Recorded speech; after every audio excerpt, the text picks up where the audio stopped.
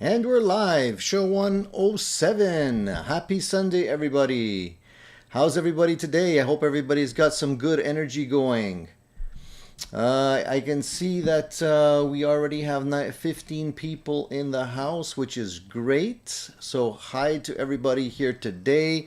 I'm going to be talking about this guitar a little bit later. This is just warming up with some finger exercises. So, my fingers need to get sort of loosened up a little bit early in the morning. So I'm trying to do a little bit of exercises. Nothing better than a few finger exercises to start off the day. How's everyone doing today? I hope everybody's doing really well. All right, let's get the show started. First of all, I want to say welcome to everybody. I hope everybody here already knows what this channel is about.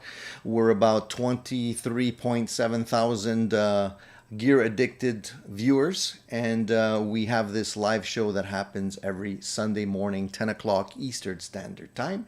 This is an opportunity for us to sort of catch up and talk one-on-one beyond the gear reviews that I put out on a regular basis. It gives us an opportunity to actually talk about what's interesting, new, what's current in the gear world. And it also helps us answer questions that other viewers might have and need help with. So it's sort of like our own little gear addicted support hotline right here live on Sunday morning. So I hope everybody's taking advantage of that. And I wanted to start off by saying I think we have a birthday boy in the house today.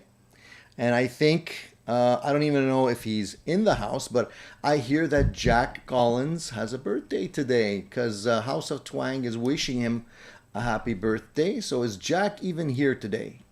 Or is he, yeah, here, there's Jack. Hey, Jack, happy birthday, my friend. Is it true? Is it your birthday today? If it is, I want to wish you all the best. What number, Jack? What are we at today? What is the big number on your birthday today? And are you going to be taking advantage of your birthday today? And perhaps maybe you got some interesting gear-related gift on your birthday that you want to share with us. Let us know. Let us know. I'd like to know. Beyond that, just put it in the chat, Jack. I'd love to hear. Beyond that, I want to say happy Sunday to everybody else that's here. So we have Alan's Guitar Channel, Randy, Larry, Fat Philosophers here, Ed, Dan, Christian, John is here, Gospel of Mark, Cushman, Randy. So we have a nice fullish house. I think people are going to slowly trickle in today, so it's cool. Jack says it's true, and my wife bought me a new old Epiphone standard today, Les Paul. Nice. That's a really nice gift, Jack. Your wife definitely knows the way to your heart. So give us a little bit of information on the guitar. What color is it? What are the specs on it? Is this your first new old Epiphone, or do you have a couple of others? Let us know. It's always fun to celebrate a birthday. You know, my birthday's in October, so I gotta wait quite a bit before I get any gifts. But it's okay because I usually spoil myself on a regular basis, anyways. So it's all good. So I know a lot of you already had started putting in the chat some gear that you got and stuff like that. You guys know the drill. If the new people here today are not aware, if you got any new gear, post it in the comments. We'd like to know. If you're considering getting new gear, post it in the comments. Or if you have any questions regarding new gear, post it in the comments as well. So let's just quickly scan the comments to see what's new this week. Let's see here. Mark says, I got a Wampler Rat's Bane this week. Haven't had too much time with it yet, though. So the Rat's Bane, and correct me if I'm wrong, Mark, because I'm not up to speed on every single pedal that's out there, but is that their version of the rat pedal? Because I'm just deducing that from the name, but I think I heard something about it. And that really sucks when you're too busy and you can't even play your gear, Mark. You gotta slow down. You gotta put your priorities in order. Oh yeah, I agree. I understand how it gets. Sometimes it really gets busy, and it's been really busy for me too. But we try and find the time, you know. Mark says he's been busy redoing his acoustic duo pedal board to be half acoustic, half electric for my piezo guitar. So that is interesting. I never had the need to do that, but that's pretty cool. So you're kind of splitting it out so that you have effects for both acoustic and electric. So what are you aiming for? What kind of pedal layout are you aiming for that, Mark? Sounds like an interesting idea. Huh. All right, cool. Put it in the comments. I'd love to hear. Let me just see if anybody else had any gear adventures this past week. Let's see here. Mark is always busy. And let's see if any. I think you guys are just like shy. You don't want to tell us what's been going on, how bad or how bad you've been. John says 2 minutes to midnight here. Good chance I will fall asleep before the end of the show. It's all right. Hopefully you'll have some good gear related dreams. Hey Christian, nice to see you. Christian's here from Germany. Nice to see you, buddy. Christian, I hope you caught that the last review I did on those really cool pickups. If you guys don't know, I had done a past review this week on the no wax pickups I put into my PRS SE guitar. Really nice pickups, and I have to thank Christian for sort of pointing them out to me. And rocking pickups, man. I really like them. Really nice set of pickups. If anybody's interested or thinking about upgrading your pickups, check out that video for sure. Dan of New Jersey, good morning. All right, Fat Philosopher said he bought a new iPad. Does that count as new gear? I think it does. I'm pretty sure most of the time you're scouring your iPad for gear deals, tabs, you know, probably watching YouTube channels like this one about gear. So I think it qualifies. Which one did you end up getting, Fat Philosopher? Is that one of the newfangled, fully loaded versions that cost an arm and a leg, or have you been? Did you sort of buy an older version or something like that? Hey Larry, good morning. Nice to see you here too. Alan's Guitar Channel. We already said hi to Alan. And let me just get on back down here. So Jack says that his Epiphone is black and white. It's kind of beat up a little bit. You can tell it's been played, but I can tell you that it does have 57 classics in it. I love those 57 classics. Among my some of my favorite pickups, the 57 classics. I have them in my 335, and I really like them. So that's really nice. It's okay if your guitar is a little bit banged up. It's going to probably get banged up anyways, you know? No big deal there. And Fat Philosopher's still waiting for his ESP Viper to arrive, and he ordered a Digitech Drop.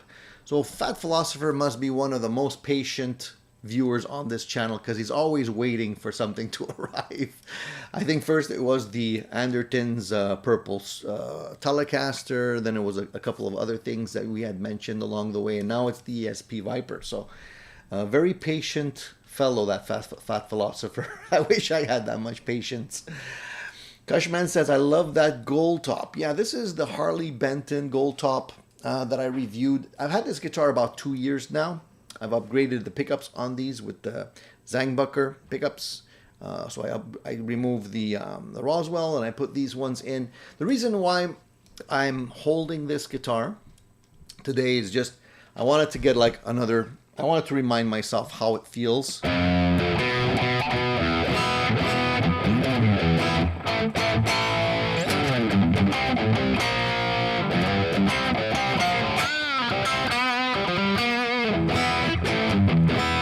It's a great playing guitar, and it's a great sounding guitar.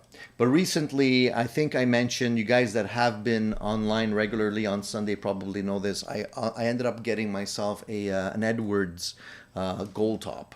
Really nice Edwards gold top. So now I have two gold tops.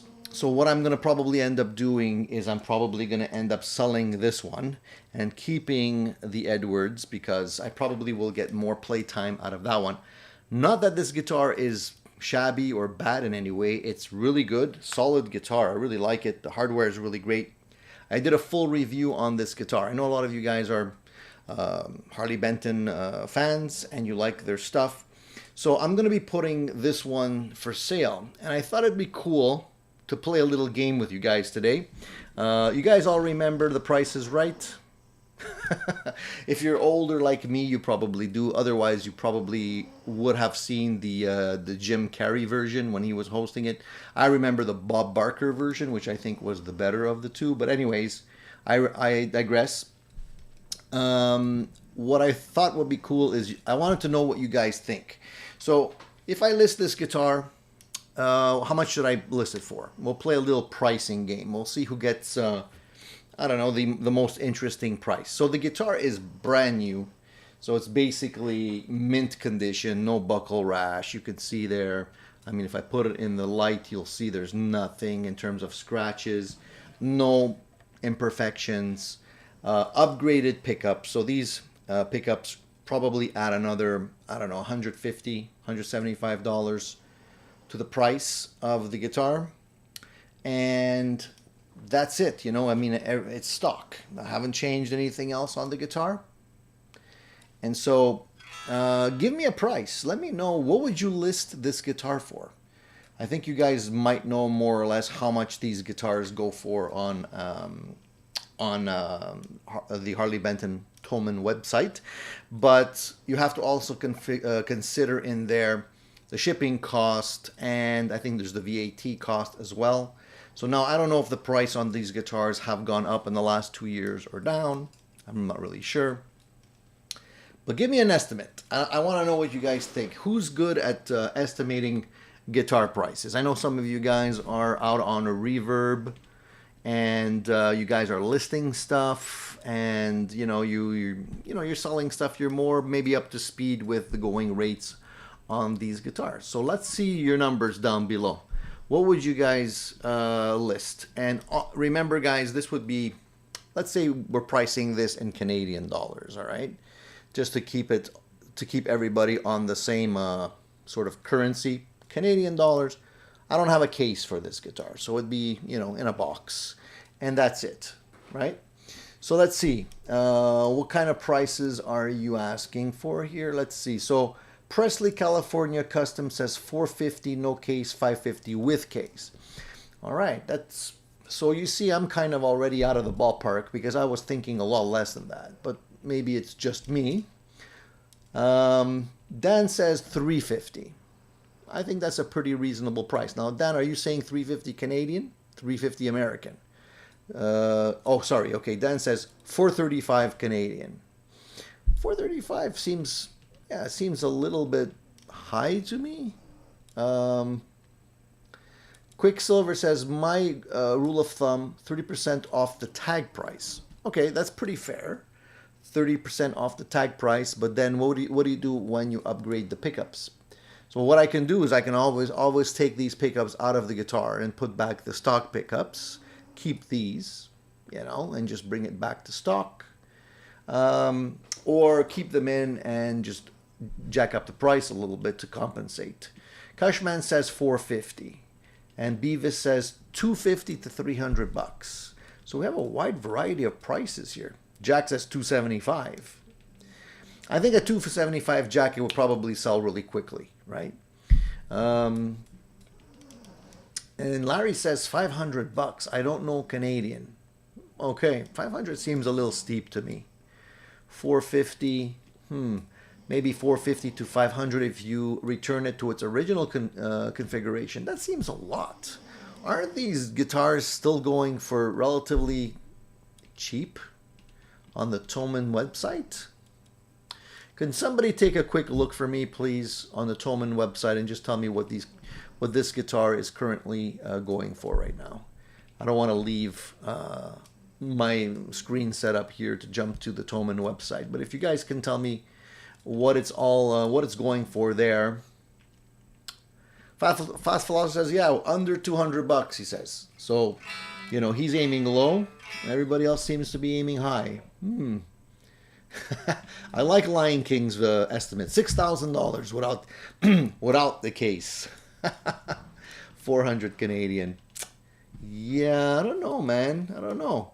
But the Gospel of Mark says always ask higher, and then when you come down, the buyer feels like they're getting a deal. That's always the case around here. Nobody ever offers you the going price that you have listed. You know, you list 400, they're gonna give you 350, or they're gonna say 300 or something, and work their way up from there. That's usually my experience.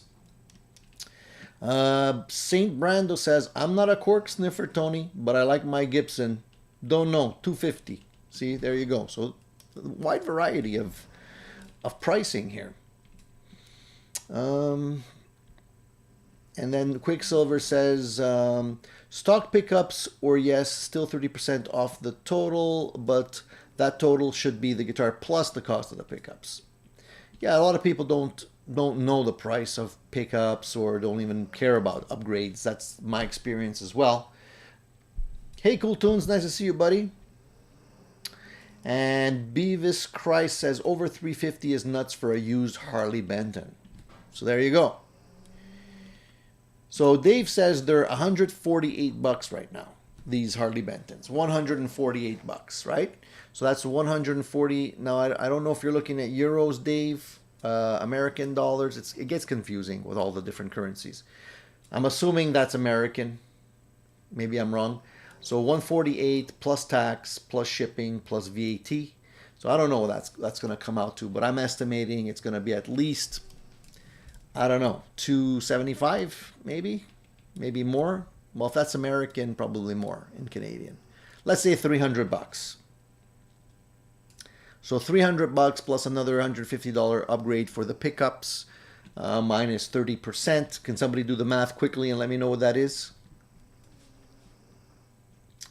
And Presley, California Custom says, dude, you set it up, swapped out the pickups, well worth the 450 bucks US. I think it's going to be a little hard to sell for that price, because when people do go to the Thomann website, they automatically see that price.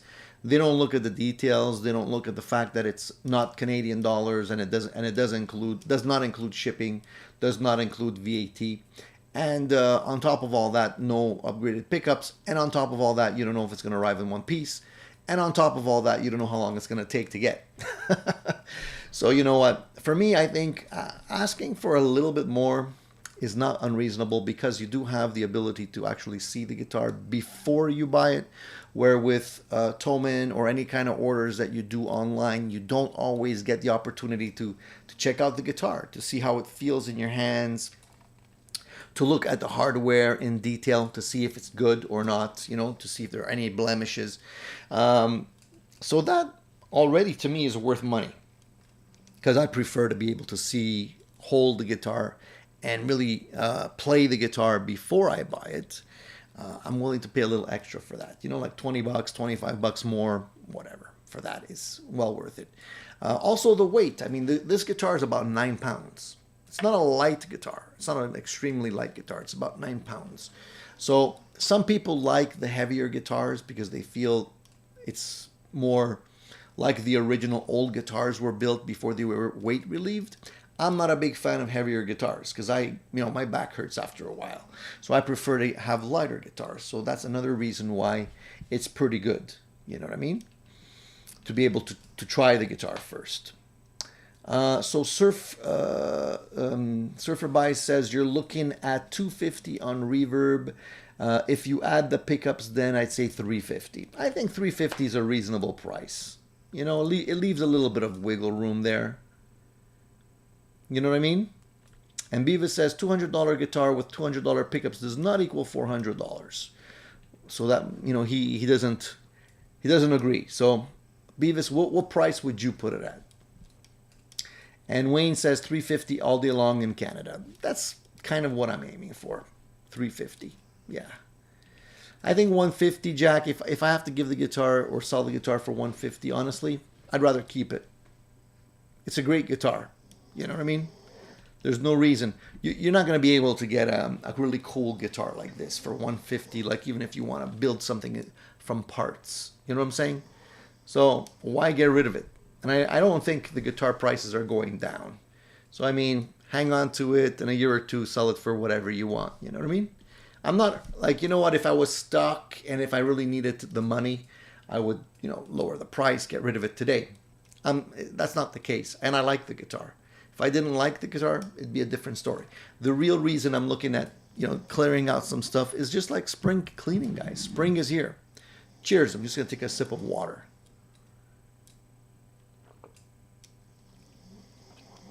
You know what? When spring comes around, I get the urge. I get the urge to look at stuff and say, okay, you know, let's revisit the idea of what guitars I own, which ones should stay, which ones should go. You know, just declutter a little bit. And I figured two of the same guitar, it's redundant. That's the only reason. But honestly, at $150, I mean, the pickups cost more than that. Might as well hold on to the guitar. That's my logic. That's my logic. And that's why I have so many guitars. You know what I mean? Anyways, okay, enough of that. Thank you for your opinions, guys. I think we have a wide variety of prices here. So I don't know if we have a clear winner or not, but it gives me a good idea of what your, you know, what headspace you guys are in for used gear, especially the Harley Benton stuff. You know what, Surfer By? I agree, man. That's probably what I would end up doing. Give it to some poor, broke guitar player. Or better yet, give it to a kid that's learning to play guitar. You know what I mean? That would be a better thing. It would make me feel good. So Bruce says there's no sales tax or VAT in the US when ordering from overseas. Thomann does not collect sales tax for US purchases. Unfortunately, they do collect VAT and sales tax for Canadian purchases. So I'm not in the same scenario as you, unfortunately. Larry Dickman says, Tony, if you sign the back with a Sharpie, that's an extra $12. Oh, come on. $12? It's not going to be worth that much. If I throw in the Sharpie, it'll be worth at least another $1.50, that's for sure. Tony, there's one on Kijiji, very similar in Montreal, $325 right now. There you go. See? There you go. So there's a lot. I mean, I wouldn't pay more than $250 US. You can get the Epiphone Les Paul TV Yellow for $599. Epiphone is much of a better guitar. All right. Okay, that gives me a really good idea. Like, thank you guys. I thank your opinion. I know you guys always come through when I have a question. You guys are very thorough. So definitely happy to get your feedback on that. Now, next question. First of all, I want to know how we jumped right into this guitar talk, which is cool. I like it. I always like the guitar talk. I wanted to know also how you guys are doing. Overall, I never asked you guys, how are you guys doing? You know what I mean? On a scale from 1 to 10, guys, give me a number. How you guys feel today? What's the energy level at? Let's say 10 being, I feel fantastic. Just give me some numbers. I'm just curious to see if you guys are in good shape, if you guys are happy, if things are going well for you guys, what's going on. You know, just give me a little bit of feedback. It helps me understand where we're at.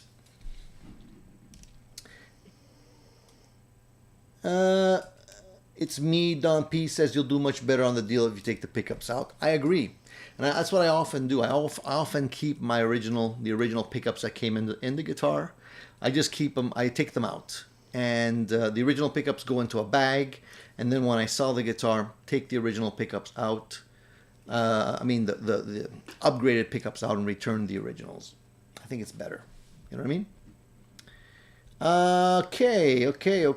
So where numbers are coming in. So Cushman's a 9. Cushman's doing really well. Tonefish says, meh. Let's see here. Beavis in 8.3. Okay, cool. Presley's a solid 8.62. Anything above 8, I think, is good. You know what I mean? St. Brando's 9.25. That's really cool. Good for you, St. Brando. Happy to hear that. I mean, I'm glad you guys have the energy. So Quicksilver says, holy crap, the shipping is $69 Canadian via DHL or 59 Canadian via UPS. Yes, that's what I'm saying. And then there's the VAT tax on top of that. You see what I mean? That's why I can't sell this guitar for $150. You get it? Some people don't realize that, and they kind of poo-poo your price, and then they realize, oh shit, oh crap, it's like I gotta throw in an extra $200 to get the guitar here, Anyways, Gospel of Mark says, I feel like crap, honestly. Major anxiety about returning to work tomorrow. My job is super stressful. Mark, I don't know what you do, dude, but yeah, I understand the stress level when it comes to work, dude.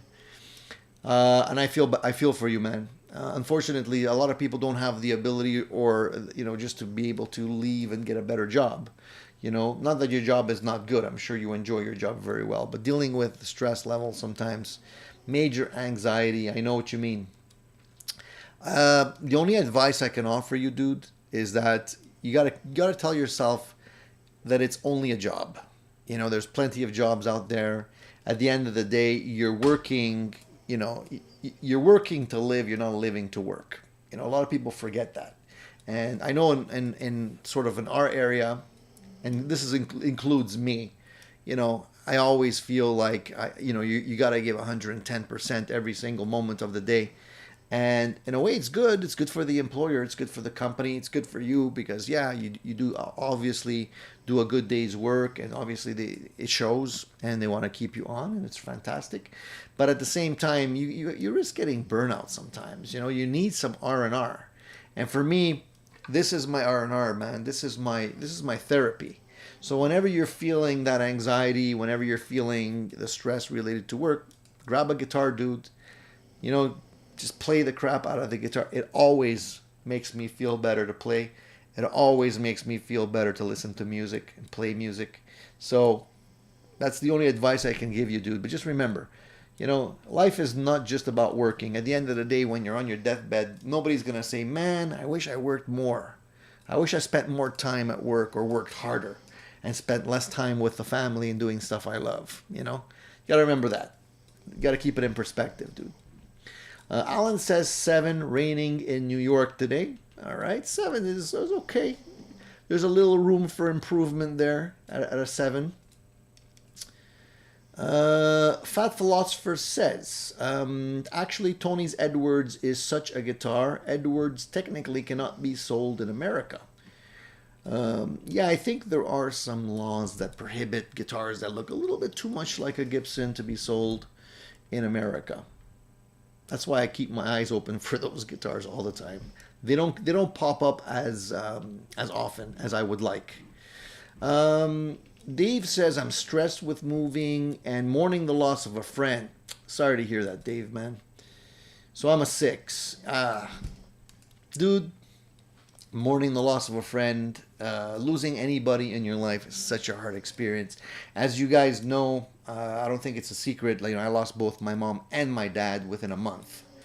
And it was like devastating, and I still am not over it. I am definitely, I wouldn't say I'm an 8. That's for sure. I'm below an 8. It's just strange when you lose somebody so close to you. At the end of the day, little things just like trigger memories and like choke you up, and it's like, I'm trying to get better. I'm trying to say, they obviously wouldn't want to see me unhappy. So I keep that in mind, but it's really hard. It's really hard. So my condolences goes out to you, Dave. I know how difficult it is. Sorry about that, buddy. Wayne's a 10. Wayne, I don't know what you're doing, but share it with the rest of us. You know what I mean? Yeah, Mark, mega stressed out. Dude, stress will kill you, dude. You got to deal with that stress. You got to be able to find the zen place within you. Trust me, you can't deal with stress like that and keep it going on forever. It just, eventually something happens. So it's better that you deal with it now. Christian says energy level 9.30. Awesome. Great, Christian. Good. I'm so happy. I love to see 9s. Thomas is a 9, even though I'm battling cancer. By the grace of God. Thomas, dude, You can do it, man. You can do it. I wish you all the best in that battle, and take it one day at a time. You know what I mean? Healing thoughts. You have to.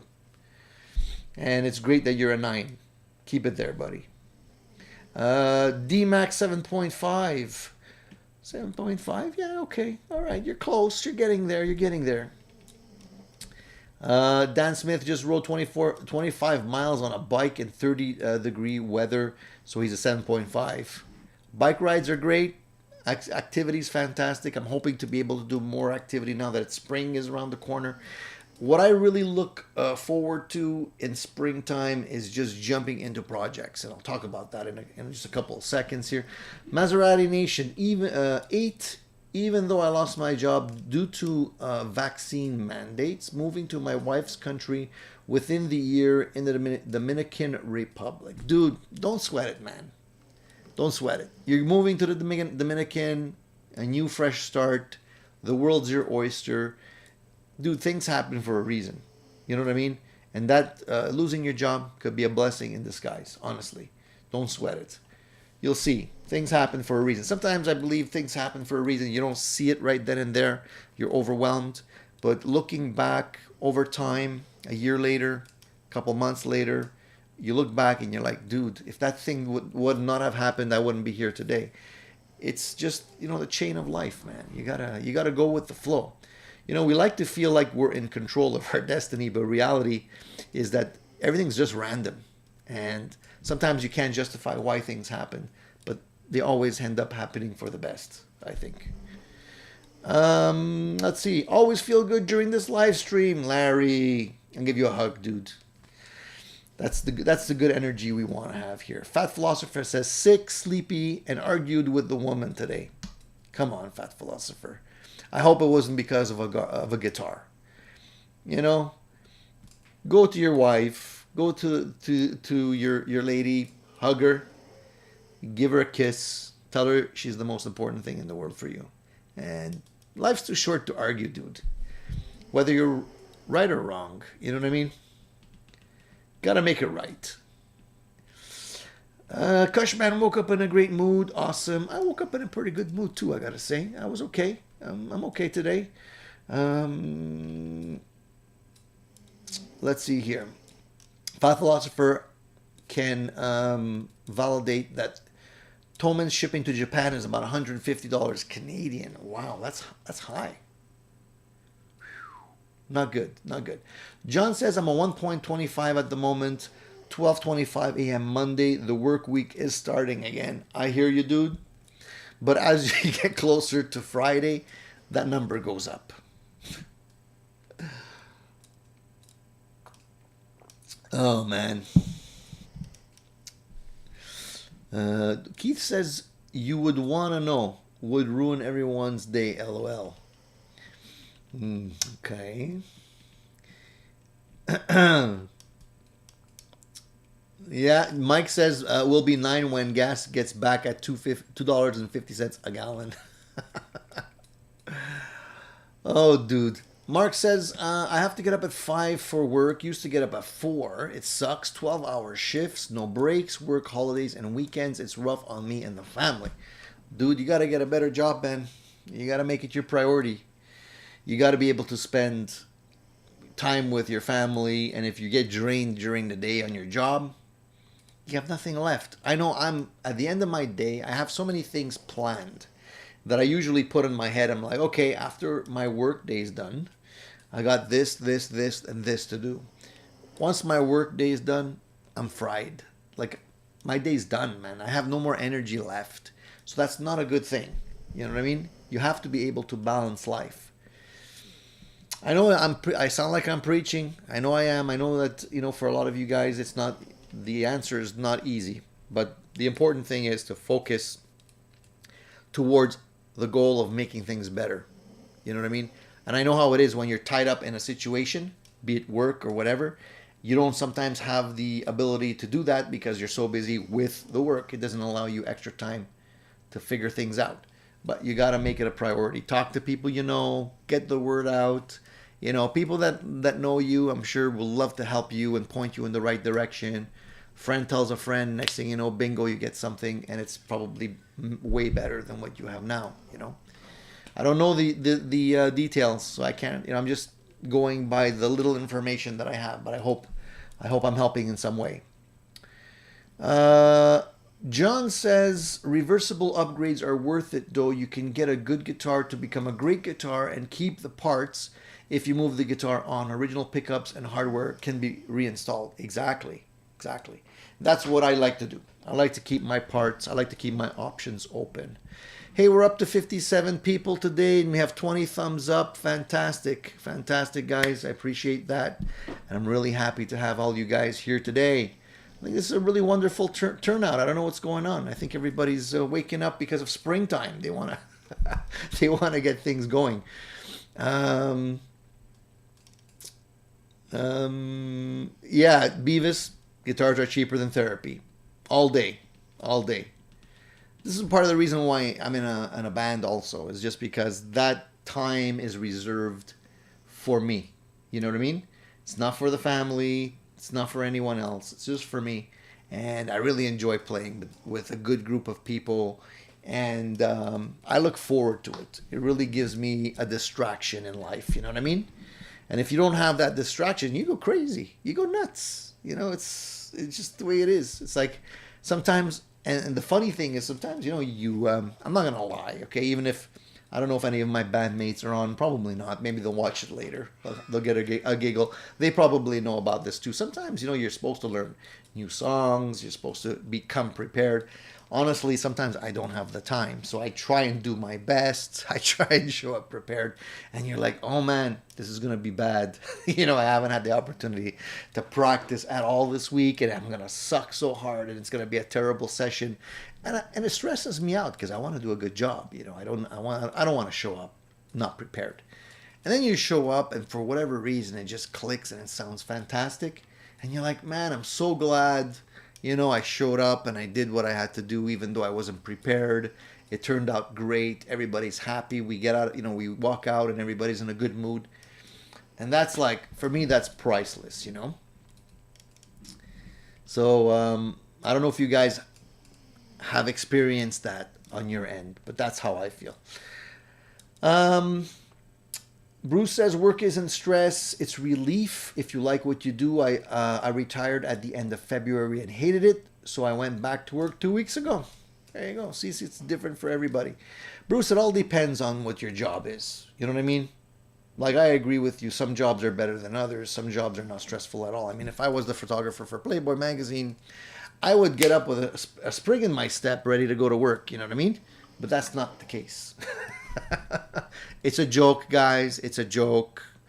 I know if you guys are watching this with your wives, they're probably going to hate me right now for saying that, but it's a joke. Don't slap me out. I don't want to be the next Will Smith victim. Did you guys see that? The Oscars, man. What a joke. Oh, God. The world's going crazy. BC Rich says, usually people are just overjoyed the minute I stop playing. Yeah, me too. When I play, it's like I hear them clapping, saying, no more, no more. Half the battle is showing up. Yeah. Just plated my scooter to save on gas. Yeah, that's another option. You save on. If you go with one of those electric scooters, you can even help save the environment, I guess. Let's see here. All jokes aside. Okay, guys, I'm going to jump to another topic here because I think we're beating this one to death. Let's go back to the next one here. Let me ask you something. I mean, since spring is in the air right now, I feel like when spring arrives, I'm like in cleanup mode, in reevaluation mode. And just like, you know, wanting to sell this guitar, I reevaluate a lot of different things. So spring comes along, warmer weather comes along. I actually get access to my shed and my garage again because it's not as cold to work in there. And the projects that I've started, like for example, I have a 335 build going on at the moment. Actually, it's been going on for quite a while. I have a Strat build that I started last just before winter, I think it was. That is coming along really nicely. I'm just waiting for a few parts to finalize that build. So that's going to be taken over again. I'm going to be jumping into those builds. The Strat that I'm building, just so if you guys are curious, is sort of an SRV inspired Strat. It's a 3-tone sunburst with a rosewood neck, gold hardware on it. I'm not doing the reversed bridge on it or anything like that because I don't think that's practical for me. But there's a nice set of pickups in there that are going in that I've been trying to get in there for a long time. And I just want to finalize that build because I had the parts lying around in my bin. You know, when you have a guitar neck here, tuners, pickups, whatever. I'm like, I look at the stuff and I'm like, dude, I got this stuff lying around in a bin. I could build another guitar, you know? So I actually started the project. So it's coming along nice, but I just need a couple of parts that I ordered. Unfortunately, some stupid little parts take forever to arrive. I had to order the bushings for my tuners because I have vintage style tuners on that guitar, but the neck is routed for modern holes. They're 10s instead of I think they're 6s or 7s or whatever. So I had to get new bushings that would fit my vintage tuners and cover the holes properly. So I ordered those. They're gonna arrive sometime in May probably. So it's like, you know, damn. Anyways, so I'm finishing that up and I'm looking forward to it. So I think maybe some of you guys are doing the same kind of thing. But spring for me is just the time to reflect and get things reorganized. So I'm doing a lot of that. Let's see here. Mike J says, I'm heading to church where I play in our praise team. 7.5 going in, 10 when I leave. Awesome. It's great to be able to share your music, your love for music with people in your church is great too. That's a big thumbs up from me. House of Twang says, Tony, we had a bonfire in the backyard last night. Spring. Yeah, spring's all about that. I'm going to be bringing out my pizza oven. I'm going to be putting it, back outside. And I love making pizzas. I love inviting friends over, just popping in those pizzas, wood burning. Awesome. It's a great experience you get to share with your friends. And it's not just eating. It's like the whole socializing aspect of it is what makes it fun. Mark says, Tony, I have a gear question. Do you ever have an amp that sounds harsh? My Mesa sounds harsh now no matter what I do. Yes, I've had that experience, Mark. And most of the time with Mesa amps, unfortunately. Sorry, I'm just going to take a sip. My throat's getting a little bit... I'm starting to sound like the Godfather. Excuse me. I got a job for you. So, Mark, yes, the answer is yes. Unfortunately, the reason why I stopped buying Mesa amps was that. I don't know why. I don't know if, maybe it's not normal, but your amps, shouldn't sound harsh. All the Mesa amps that I've had in the past, I wouldn't say they sounded harsh, but they just had something that didn't jive with me. And the one that I found sounded the harshest to me was the Stiletto. But that one is known for that because it's very sharp. There's a lot of high end coming out of that amp. So I kind of got rid of that amp quickly. So when did you start noticing the harshness on your amp? Like what kind of harshness are you referring to? Because it's odd that an amp starts off smooth and becomes harsh. The ones that I had always had something in the frequency that bothered me. I wouldn't necessarily say harshness, but I think your amp, if I'm not mistaken, should be a relatively smooth sounding amp. So when did you notice this harshness exactly? Maybe we could pin it down to something. And do you notice it when you're going into your amp directly, like guitar, cable, amp? Or do you notice that when you're going through your pedal chain? Let's try and discuss this a little bit more, see if we can figure it out. I definitely know that A lot of amps sound very different when you're going into your amplifier, guitar, cable, amp. If your guitar cable is longer than 10 feet, you're losing high end. But if you have a good cable and you go directly into your amp, sounds very different than going through a very long cable or a series of cables and your pedal board, especially if you don't have a buffer. So I guess that would be the first question is, when do you notice it? And what kind of lead are you using? What's the signal chain? Let us know. Maybe we can help you there. St. Brando's modding his Kramer Beretta Special. I saw the photos on that. Great job, St. Brando. Turning it ruby red to an EVH Stripe series, preferably the Hot for Teacher guitar, starting soon. I want to see that. So far, it looks really good. I mean, from what you've shown me so far, St. Brando, I think it's going to turn out great. Take your time with it. I think you're going to love it. It's a great modding platform, those Beretta Specials.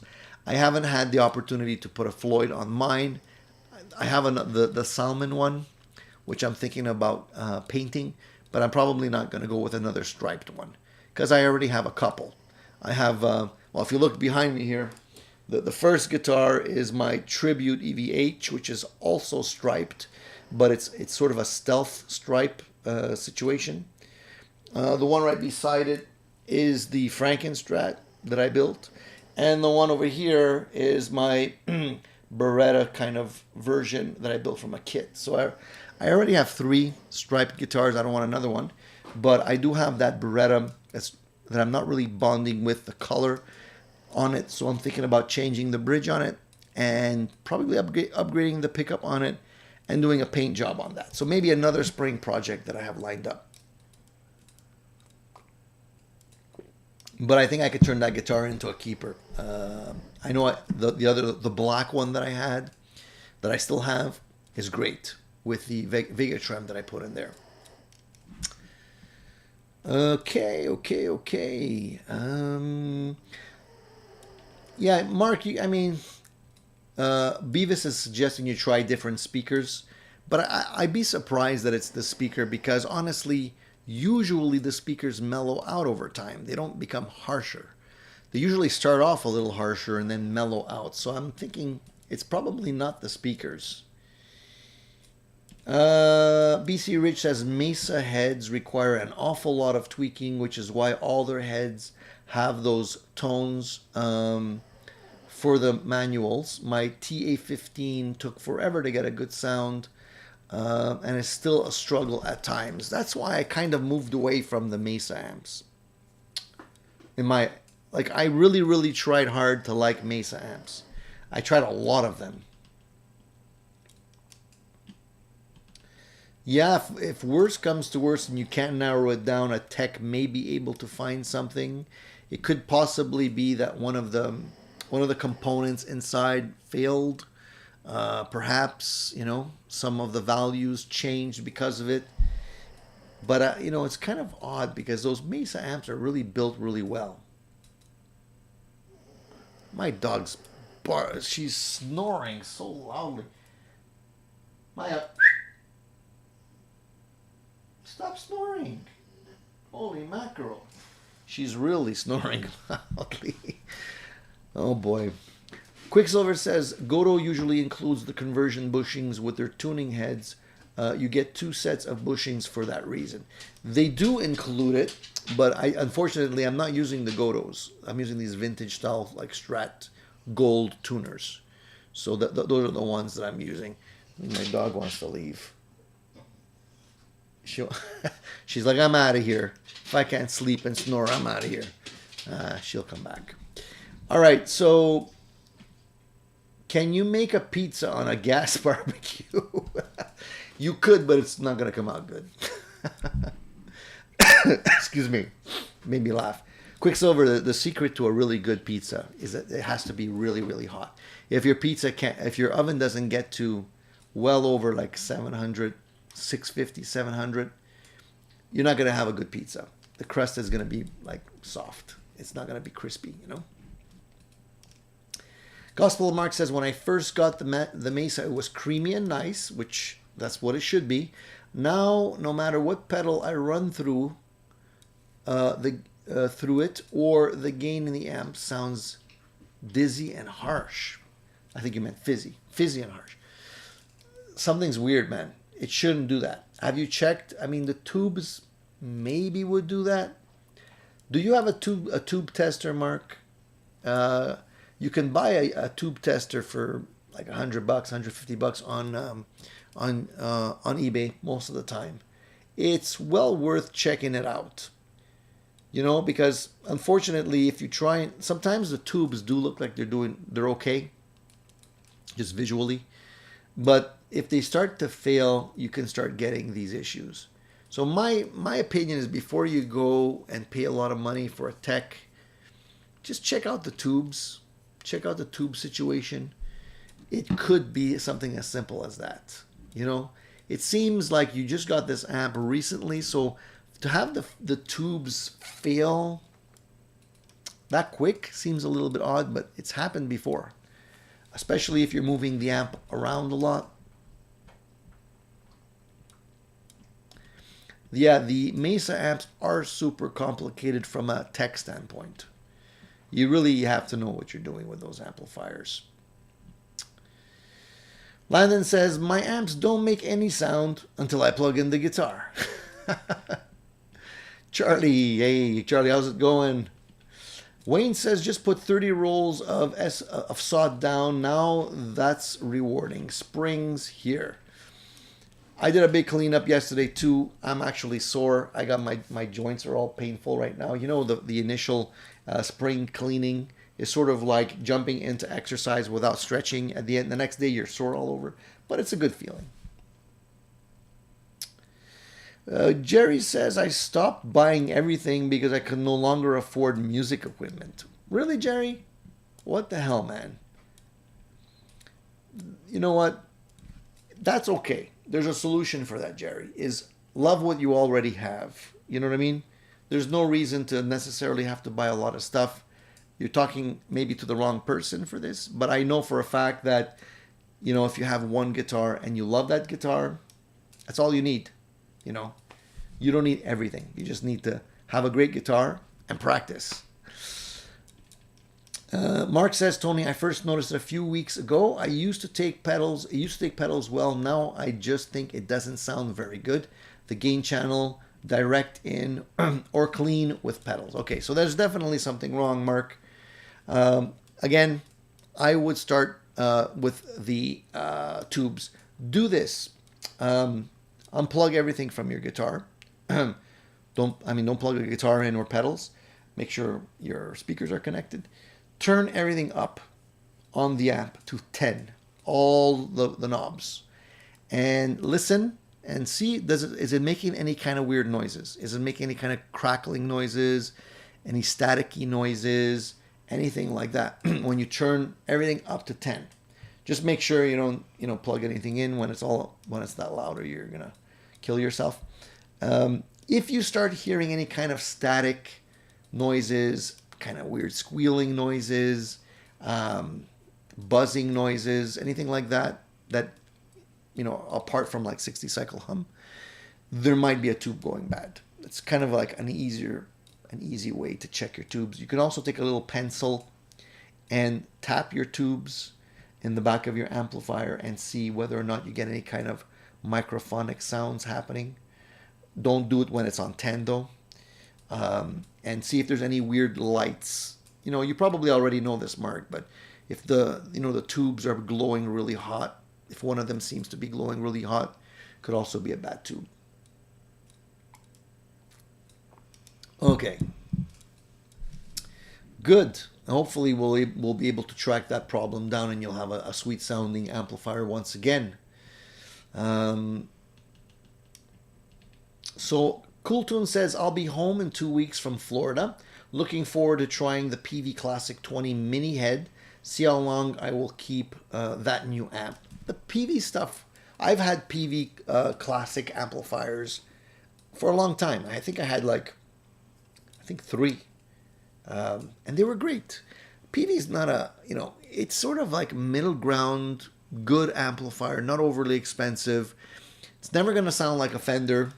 It's never going to sound like a Marshall. It's doing its own thing, but it's a good, solid workhorse of an amp. You know, the Classic 20 could be a keeper for quite a while. You know what I mean? It depends on what you're looking for.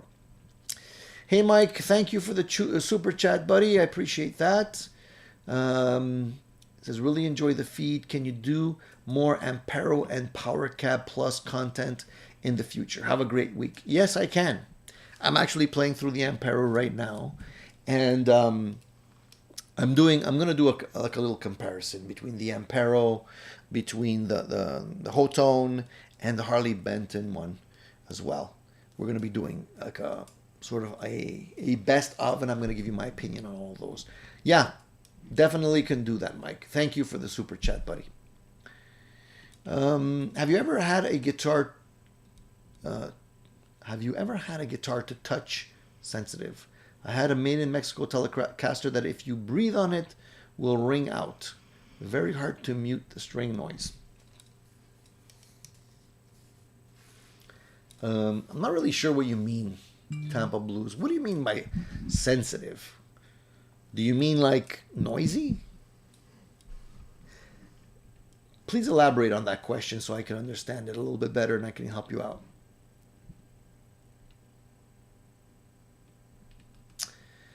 Yeah, Beavis, I'm telling you, you can. I've tried grilling pizzas on a grill. It doesn't work. It really doesn't. Even with a stone, it's okay. I mean, it'll cook it, but it's not gonna be great.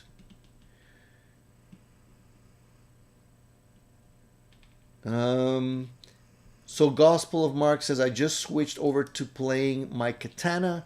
It's sad that I prefer my Boss Katana with pedals over my $1,500 Mesa. Dude, I can talk to you about Mesas all day long. You know, it's funny because I don't want to rant about this because, you know, it's my own experience, but I think it could help people out there a little bit. You know, sometimes you're dealing with gear, dealing with particular guitars or amplifiers. You really want it to work. It's almost like a relationship or a job. You know, you feel like, you know, I would really like this relationship to work, or I really want this job to work out. It's kind of the same for gear. I was a big fan of Mesa amps for a long time, and I tried a lot of them. I tried so many Mesa amps, you would be surprised. The reason is because I know they were good, well-built amplifiers, solid, you know, professional quality amplifiers. They weren't cheap or inexpensive, but, you know, I felt that you got what you paid for. So one of my first Mesa amps that I bought was the Mark III. I'm a big Santana fan, and I know that Carlos had one of the versions of the Mark amplifiers, and I liked his tone. I ended up getting the Mark III, and that amplifier was very harsh sounding, hard to dial in, super heavy, and crazy loud. So even though, you know, I had major gas for that particular Mesa amp, it just didn't work for me. I tried forever to get that thing to sound the way I wanted it to. Couldn't do it. So I ended up selling it. Moved to, so I had the Mark III. I had the Stiletto for about a day. That was really, really harsh sounding. I had the Lone Star. I had the Electrodyne. What else did I have? I had another 2 or 3 Mesa amps. Okay, so I don't even remember what they are now. But I ended up having a few different ones. And honestly, for whatever reason, they all, at the end of the day, didn't do it for me. So I realized, even though I didn't want to accept it, that I wasn't a Mesa guy. You know, I prefer the sound of a Marshall, and I prefer the sound of a Fender. Because I always found that with the Mesas, I was trying to get either a Fender sound or a Marshall sound. So I said, you know what? I'm trying to get this sound out of a Mesa. Why not just go get a Marshall and get a Fender? And that's what I did, and I've been happy ever after. And I still get tempted by the Mesa stuff. I still get tempted. The other one was the Triple Crown that I also had for not that long. That was another Mesa amp. They're great for certain people, just not for me. So I ended up selling them, and I simplified my life by just getting the best of both worlds. Get a Fender for Fender cleans, get a Marshall for that Marshall sound, and that was it. So unfortunately, sometimes you have to bite the bullet, and but in your case, Mark, you know what I mean? It doesn't sound right. It sounds like there's something wrong. And I think you were really liking your amplifier before that. So I'd bring it into a tech if you're not comfortable with doing the just a check on it. It's probably just a simple, something very simple. You know what I mean? Saint Brando says your Frankie is well done, by the way, professional job. Thank you. It really turned out well. Excuse me. I'm losing my voice.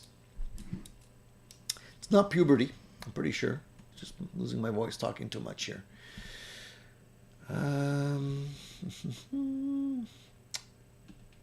So I'm just scrolling down because I'm talking too much here. What are we talking about here? Okay, so yo Tony, try the GFS Little Killer single coil sized rail humbuckers. It's pretty awesome. I got the 10K one and it kicks. I think I'm going to try the 15K sometime soon. So where you're putting this into a Strat, just so I know, I usually don't like overly hot pickups. So 10K or 15K seems pretty hot to me. I've been thinking about putting single coil rail humbuckers in the in another guitar build that I'm going to be doing as well. Maybe I'll do that as well. I'll see, but I'll check them out. Little Killer. I'll keep that in mind. Thanks for the tip, man.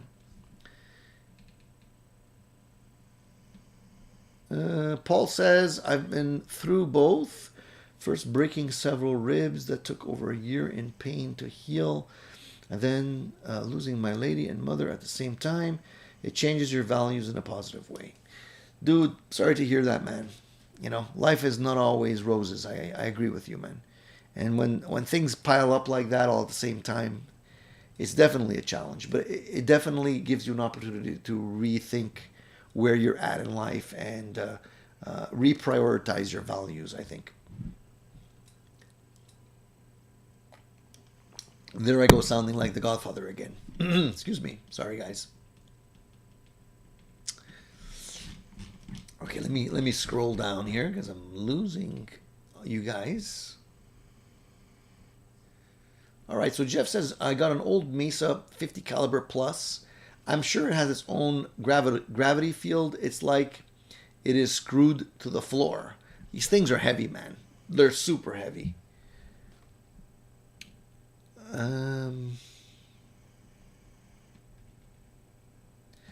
And Cool Tune says, seems like the end story will be get the proper amp and pay the money instead of trying to copy tone with cheaper amps. I says, I agree, Tony. Well, I mean, the Mesas are not cheap, to be fair. They're pretty expensive. But yeah, I think, you know, if you want that specific tone, you know, you want the Vox tone. A lot of people end up buying amps that are emulating the Vox tone. Why not just get a Vox, you know? The low end on the Fenders is really nice. That's one of the reasons why I really like my Supersonic on the clean channel. When you hit that low E, it's just so like nice and tight and like, wow, it just has that sound. Hard to get that sound any other way. And Quicksilver says, see, I can never get into Vox amps. Tried so many times, and like Tony, I guess I was always trying to get that Fender sound. Yeah, I don't have a Vox amp either, Quicksilver. And that's the reason why, too. I don't need that Vox sound.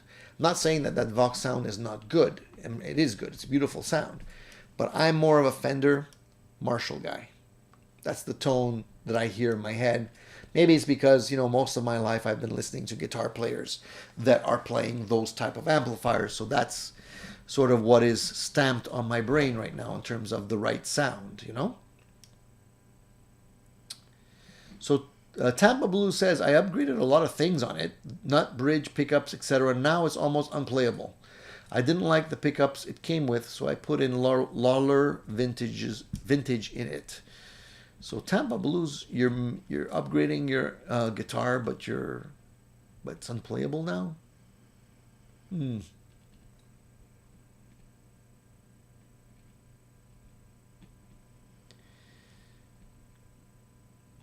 Wayne also says I had a Mark 3 and 1. Concur, Tony. And I concur, Tony. Yeah, Wayne, you know what I'm talking about. Those amps, man, they looked small. I thought, oh, wow, a beautiful loud amp in a small enclosure. That's perfect. Until I tried lifting it. The freaking Black Shadow speaker that was in that thing was like super, super heavy. That thing weighed a ton.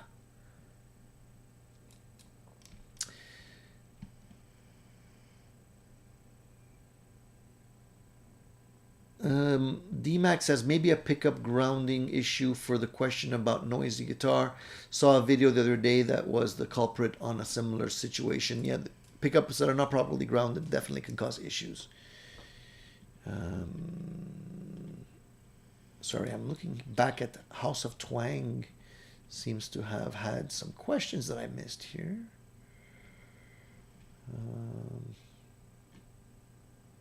So Tampa Blue says, if you barely touch it, it makes noise. But what kind of noise? Is it like a buzzing noise? Feedback noise? Maserati Nation says, I bought my wife to Long and McQuaid in Ottawa because I wanted to try a Gretsch 5420 GT limited edition in Cadillac green, and she was in shock when I bought it. Why would she be in shock? First of all, don't bring your wife to Long and McQuaid. Bad karma. I'm just kidding. If your wife is there, Maserati Nation, I'm just joking.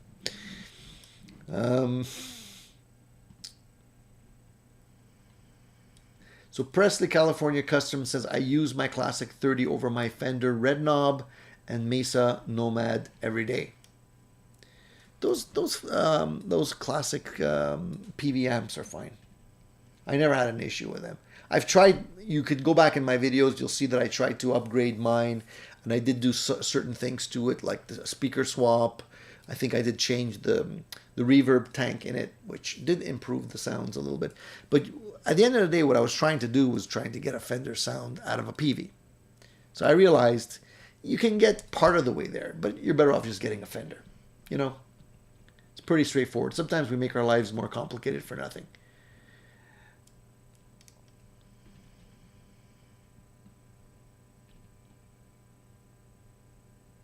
So Tonefish says, in the shop yesterday, and I commented to my wife how much prices have jumped up.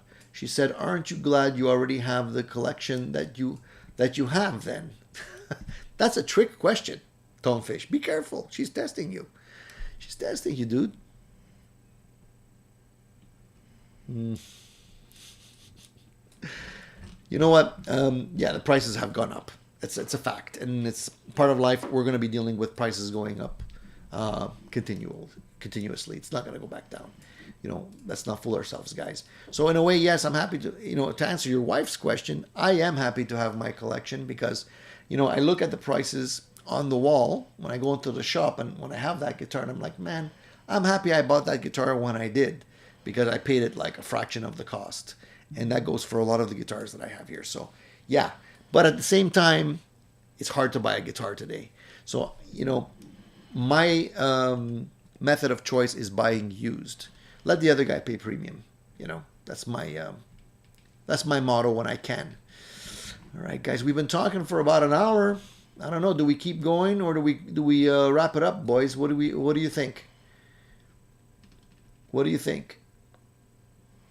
Give me your feedback. Are you guys getting tired of hearing my voice? If not, I can go a little bit longer.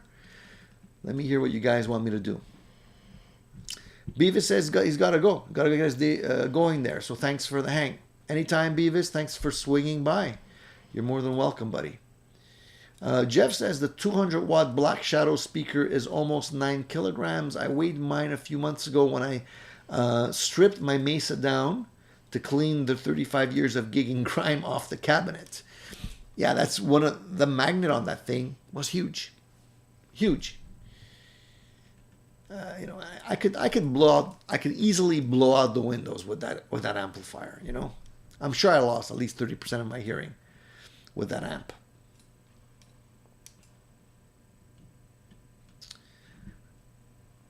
All right, all right. You guys want me to keep going? All right, okay. I'm here to make you guys happy. I'm gonna keep going for a little longer. But hey, don't make me do all the talking, guys. You know, chip in. Tell me what's going on, and you know what you're dealing with in terms of gigging, what's happening. Like, you know, I'm curious because a lot of the COVID situation has killed a lot of the gigging aspect for the last 2 years. Have you guys found it hard getting back into it? Like, how many of you guys here gig on a regular basis? Let's give me a show of hands or something. I'm just curious to see, like, are you guys you know, bedroom musicians mostly? Do you guys play in bands? How are you guys? What's going on? You know, so let me know how many of you are actively playing. I know, you know, Mark is playing. I know some of the other ones that tune in regularly here are playing. But if you're playing, just tell me you're playing. I'm curious. Thanks, Cool Tunes. Thank you for requesting a thumbs up. I appreciate that. Tampa Blues, thank you for swinging by, buddy. Come back next week. Larry says, I was looking at the PRS S224. It said it wouldn't be available until September 23rd. WTF. I think a lot of the stuff is going to be back ordered. We're still living in post pandemic times, guys. So there's a lot of stuff happening with supply chains.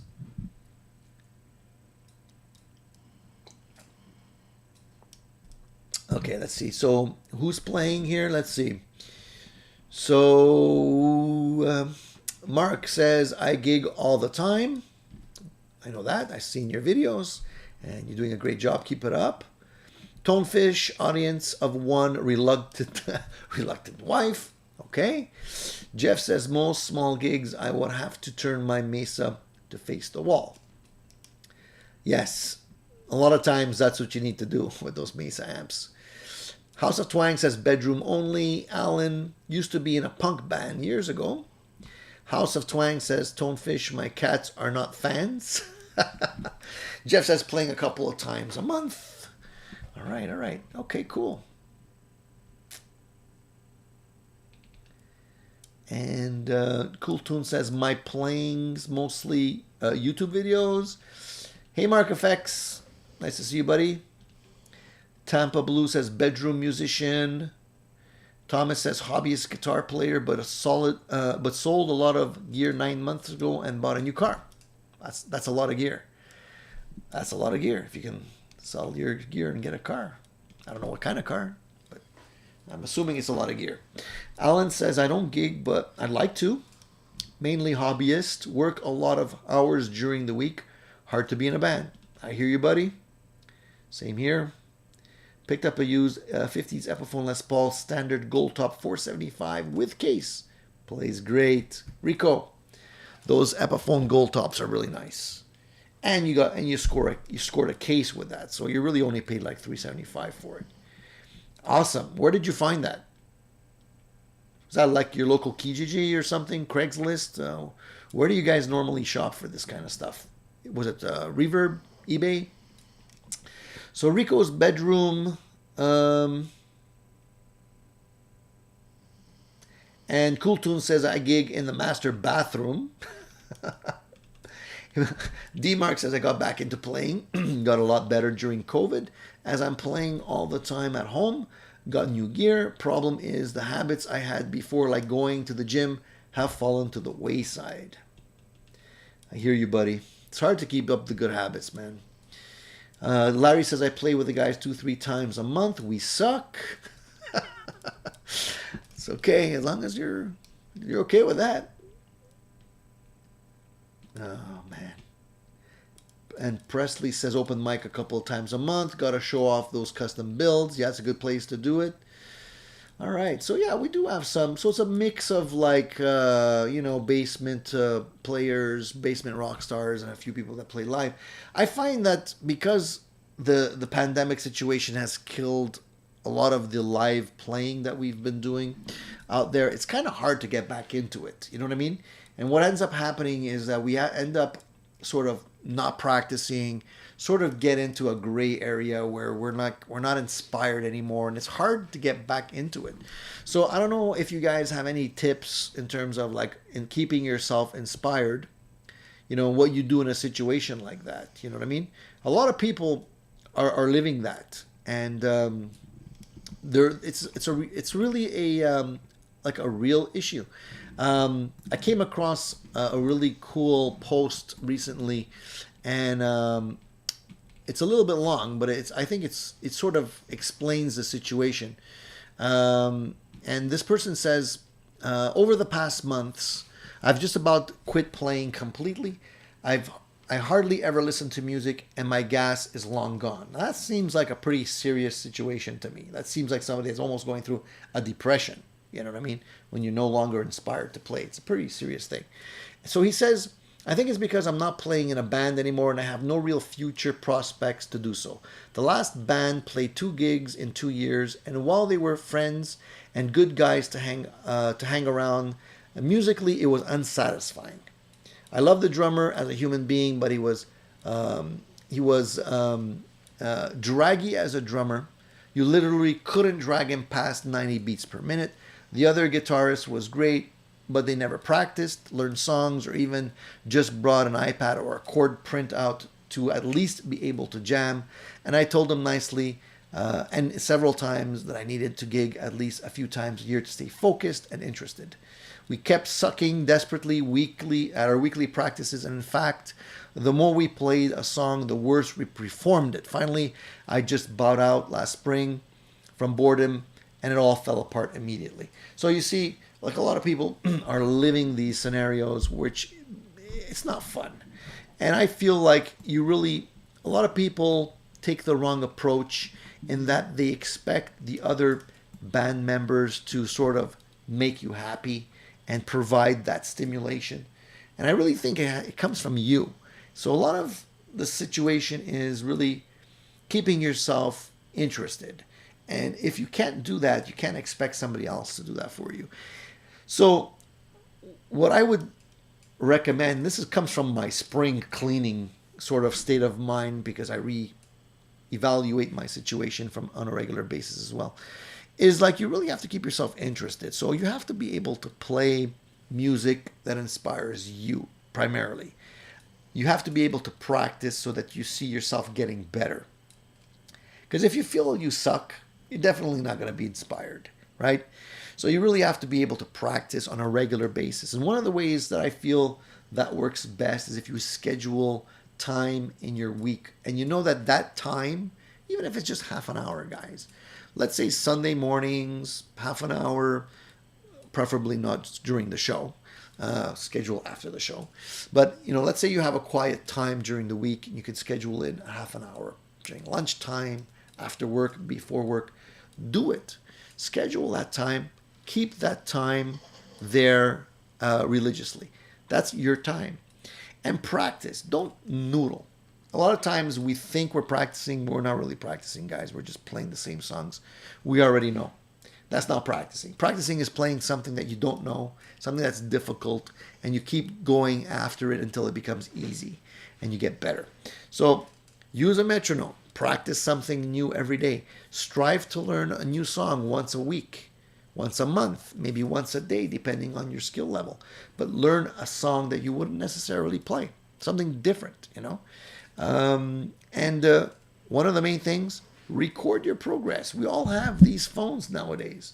It's very easy for us to record progress. Just turn it on, play your song, listen back to it with an analytical point of view, and say, where do I suck on this song? Is it rough? Do I not know it well enough yet? Am I struggling with that riff or that lead? Does it maybe not feel like it's flowing enough? And when it starts sounding like a song that you can perform in front of somebody and not feel embarrassed, that's when you know you got it, you know. And also just warming up your fingers, you know, taking the time to actually warm up before you play. A lot of people don't do that. We just jump right into it. You know, trying to learn new finger exercises and keep your fingers nimble. It's definitely something you can do. And maybe throw in an extra 5 or 10 minutes in your practice session and practice your sight reading. Pull out your old, you know, very basic level 1 books, Mary Had a Little Lamb, and try to, you know, sight read, you know, be able to sight read your stuff with actual music and not just tabs, you know. All these things will help you become better, will give you more confidence, and will, beyond that, establish a practice routine that will allow you to evolve as a player. I got a job for you. My voice is getting harsh again. Sorry. So I'm sounding a little bit like Anthony Robbins right now. I'm asking you to unleash the giant of your guitar playing. But really it comes down to that. If you suck, or if you feel you suck, if you have lack of enthusiasm, and if you're not inspired to play, it's probably because you feel yourself that you're not adequate as a player. And nothing builds up confidence more than being ready. Ready for that gig, ready for that rehearsal, ready to take on that new song, you know. So just schedule it in your time. Little things, little stupid things help. Practicing with a metronome, as I mentioned, huge. That builds up your sense of time. That makes you play a song with more rhythm, makes you more aware. When you play live with a band, you're clicking with the drummer. You're basically meshing with the drummer. You're not fighting it, and you can hear it. You can hear it when you play. So that's my advice for you guys. If you're like feeling down in the dumps, and we all get that from time to time, I do too. It's just to find ways of stimulating your playing, you know, and just making it fun, keeping it fun. All right, guys. Anything? I'm missing your chats? Sorry, guys. Let me just pull up your chats again here. All right.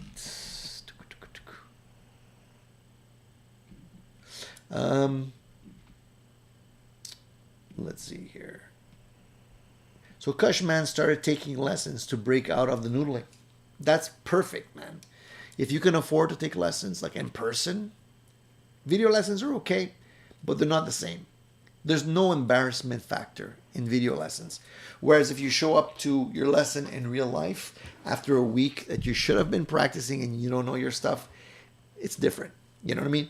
It's the difference between playing in your bedroom and playing in front of a crowd. That's what it is.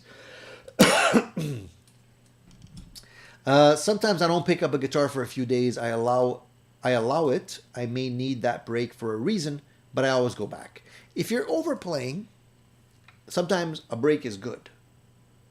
I find that sometimes when I'm learning a new song, or if I'm learning a series of new songs, and there's like too much and not enough time, if I take a break, it's almost like my brain processes what I need to learn, and when I go back to it, it becomes easier.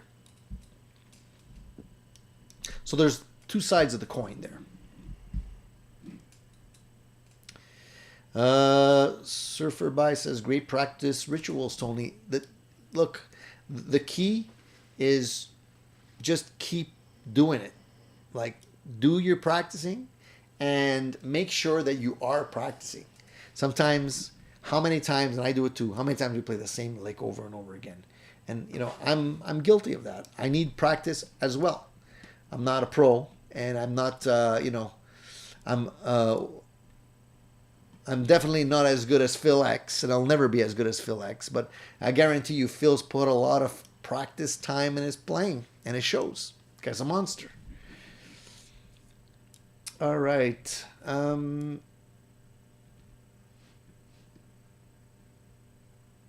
So Jason says, probably why I'm solo acoustic gigging guy right now. Want something done? Got to do it yourself. You got to take the reins in your hands and control those horses and just drive them where you need them to go. Sometimes that's the answer, Jason. I use the Digitech trio pedals to sequence sequence loop my songs and perform them alone, it sounds fantastic through a big PA. And when I get paid, I split it 0 ways. That's actually another a good tip. Those looper pedals are great, especially if you're learning to improvise over a series of chord changes. So if you're trying to, like, if you're playing and you want to actually nail a solo note for note, you can use a pedal like that to help you. But also, if you're just trying to loosely improvise over a song, like sometimes people don't want to play a solo note for note or can't play a solo note for note, a looper pedal is a great way to improvise over the chord progressions, to be able to see where you need to land and what sounds good. So a looper, I highly recommend a looper pedal too. That's a great tip that I almost forgot. I didn't think about right now, but yeah, it's fantastic. Cool Tunes says people should stay in their comfort zone, not try to play parts that is too advanced. I don't know if I agree with that, Cool Tunes. I think if you don't challenge yourself, you're not going to get better. Like, one of the best ways to become a better musician is play with other better musicians. It raises the bar. And I think if you do that, you definitely will see a lot more growth over a shorter period of time. If you're always in your comfort zone, I don't know, things don't change. Mike says Guitar Center used guitars are great. Scored a 96 USA Eric Clapton Blackie with Tolex case for $900 last year. That is a nice score.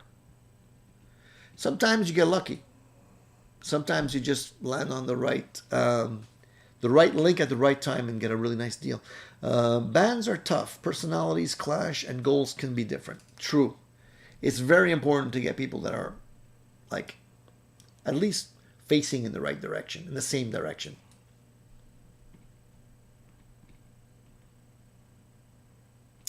And Jason says, that's so unfortunate. I've been in a few bands that seemed as if nobody was really into it. Just a hobby for some to get out of the house and away from the wife. If that's the situation, you might not be in the right band. It's important to clarify from the get-go what your goals are as a band. It's me, Don P says, I don't gig. I can hardly stand to hear myself play. I wouldn't want to inflict that on the rest of the world. Well, there's always room for improvement, right? That's the important thing. Tonefish says, I'm sure if anyone hears me play, they'll hand me a bass. Jeff says, I actually sold a piece of gear this last week. So what did you sell? Jeff, what did you sell? Sorry, did you mention it and I missed it? Sorry, I'm jumping around here. Okay, so Larry's currently working on Vito Brada's Little Fighter. That song is freaking hard. Break it down, man. Break it down. Break it down into small chunks. That's the best way of doing it. Slow it down, play with a metronome, break it down into small chunks. You'll get it before you know it, man.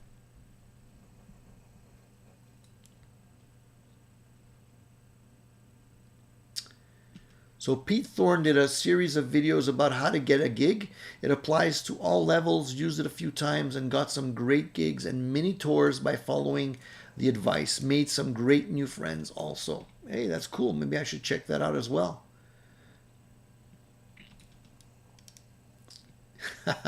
Vito Barata is a crazy underrated player and, like Tony, a proud pizza maker. He apparently runs a pizza place on Staten Island. Really? Maybe next time I'm in that area, I should pay him a visit. Nothing better than good pizzas and gear talk. Maybe that should be the new name of the channel. I could maybe make those pizzas and talk while I'm eating. That would be rude. That would be rude.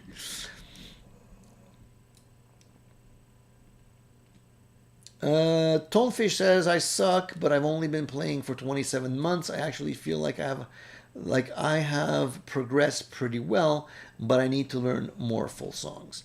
But Tonefish, do this, all right? You just listen to me for a second. Play a song that you know right now, even if it's not a complete song, whatever. record yourself. Take that video, put it on your computer, keep practicing. A month from now, go back and watch that video. I guarantee you, you'll see the improvement. It's like we don't really realize how much we're improving because we live with each other. You know, you live with yourself every day, so you don't see the little improvements, but other people do. And when you look back and you look at your stuff and you say, man, I did suck back then, but look at me now, you know? Just one of those things. Let me just catch up on the chats here.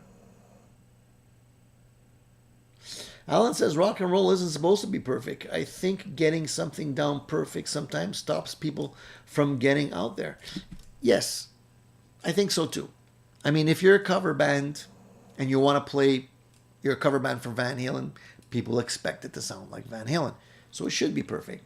But if you're playing your own stuff, it doesn't necessarily have to be perfect. It's art. I mean, look at the Stones, look at all these other bands. They don't necessarily play the song notes for note when they're in a live situation.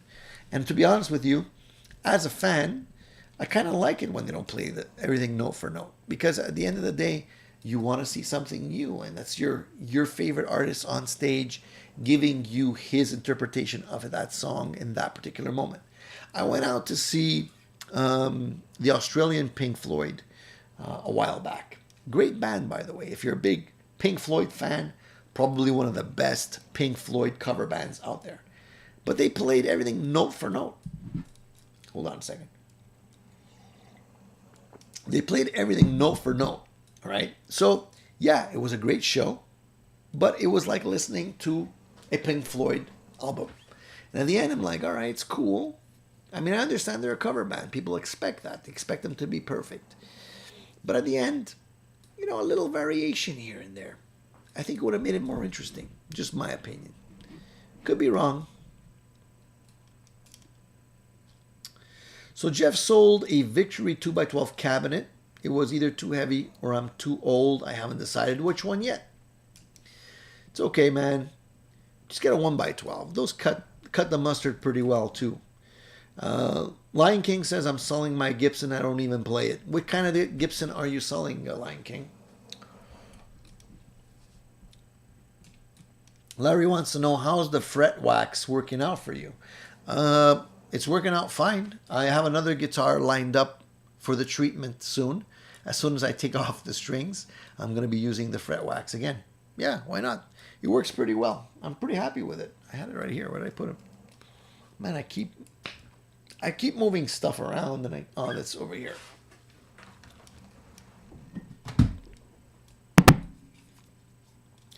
Fret wax. So this is the Monty's instrument food. I think that's what you're referring to, right? Fret wax. And then there's the darkening formula here if you want to darken up your fretboard. Yeah, I think they work pretty well, and I'm going to definitely do the treatment on my guitars that need it. In a little while, I'm going to be swapping some strings on some guitars as well, so definitely want to be able to hydrate the neck when they need it. How about I give you guys a little unboxing video? I got a couple of pedals here. I'll just grab randomly from a box here. I'm not going to know which one. These little Flamma pedals. Have you guys seen them?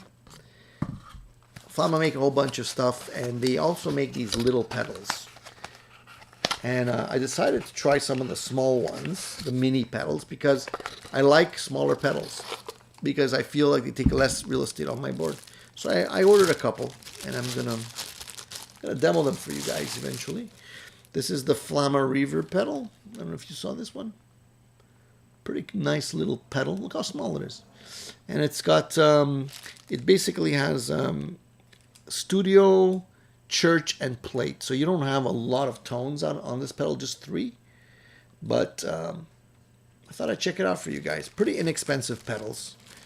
So I have a lot of like pedal reviews to catch up on, as well as some guitar reviews and some amp reviews. A lot of stuff coming up. Again, just finding the time to pop out these videos for you guys. So that's one. Alan says, what's the benefit of wax versus no wax pickups? Alan, it's really a question of how you like your pickups to sound. What ends up happening is when you have your pickups that are waxed, the wax actually stops the strings, the coils from vibrating, which ultimately could lead to getting feedback. So they usually dip them in wax to stop that from happening. But it causes the sound of the pickup to become less open sounding. I find personally when you play a guitar that has a pickup in there that's not waxed, it sounds more open. And I like that sound a lot. As long as it's not microphonic and as long as it's not causing a lot of feedback. Now, if you're playing a really high gain in like a really, high gain type of environment, no pickups that are not waxed might not be your best choice. I usually play more classic rock kind of songs where I don't necessarily go into high gain territory all that much. But the no wax pickups definitely have a more open sound and a more natural sound to me, and they have just more harmonic resonance. I can't really think of the right word, but when you play a pickup that is not wax, you'll know it. The other pedal that I got here, this cute little pedal, is one of the Flamma drive pedals. I figured, why not? You could always use another drive pedal, right? Drive pedals are always interesting. And here, what do we got? So this drive pedal, again, a mini pedal. And this one has, so it's a drive pedal with a switch that has, it's basically hot or warm, and it's got the volume, tone, and overdrive knob. Pretty straightforward, but it's small. So I'm curious to see if it could hang with the big boys, especially at this price point. So stay tuned for those if you're considering maybe checking out some of these little Flamma pedals. All right. Okay. Jeff says I have a 1x12 now and a barefaced reformer 1x12, lightweight, just 7 kilograms, has specially designed rear port that fills the room with sound. Yeah. That's one of the things when you're dealing with cabinets for guitars. Playing with a closed back cabinet or an open back cabinet changes the sound quite a bit. Some people prefer a 1x12 with a closed back, it becomes more punchy. If you open up the back, it kind of breathes a little bit more. What I really like is the cabinets that allow you to take the panels off if you wish. So you can go closed back or open back depending on what you're playing that particular day. Paul says, Leonard Reinventions. In my book, aiming at the bullseye and living with hitting the target is minimum. I always keep in mind that the listener has a really simple checklist. You are either great or you're crap.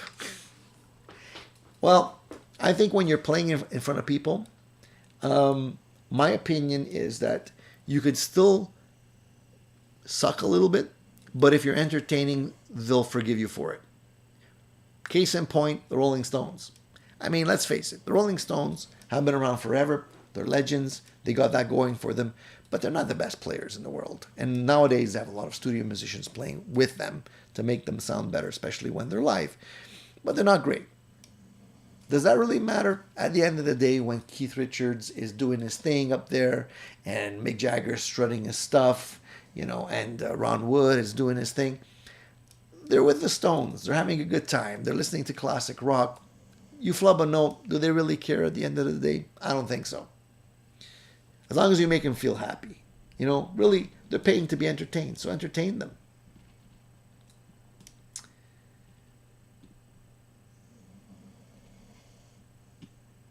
D-Mac says, my old band started playing originals because we weren't good enough to play covers well. We had more fun and got a better response from others playing our own music. I really think that would be a true thing. I mean, we get hung up on trying to mimic other people when you can actually entertain people with your own music. That means a little bit more because there's more of a connection. It's your own stuff. So you're providing that narrative to the crowd from your heart. It's your own music. So I understand you're going to get a better, a much better response from the crowd. Sometimes you're in a cover band, you're playing the song, there's no connection with the band, with the crowd, and that's really where things fall apart, I think. You know what I mean? Thomas, he says, thanks for going that extra 40 minutes you just went. And my pleasure, dude. My pleasure. But I think we're going to wrap it up now because it's an hour and a half past.